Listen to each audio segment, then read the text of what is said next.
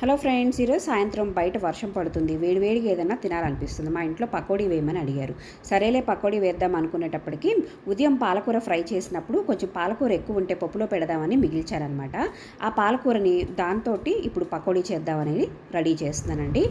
ఎప్పుడు చేసుకునే ఉల్లిపాయ పకోడీ ఎందుకని చెప్పేసి ఈసారి ఇలా ట్రై చేశాను. సేమ్ మీరు ఇదే ప్రాసెస్లో తోటకూరతో కూడా చేసుకోవచ్చండి. చాలా బాగుంటుంది. మనకి నార్మల్గా స్వీట్ షాపుల్లో పాలకూరతో తోటకూరతో చేసిన ఈ పకోడీ అన్నది మనకి చాలా బాగుంటుంది. సేమ్ అలాగే పొడి పొడిలాడుతూ మనకి క్రిస్పీగా వస్తాయి. ఈ విధంగా మీరు చేశారంటే నార్మల్గా మన పకోడీ కలుపుకునే పిండిలాగే కలుపుకోవాలి.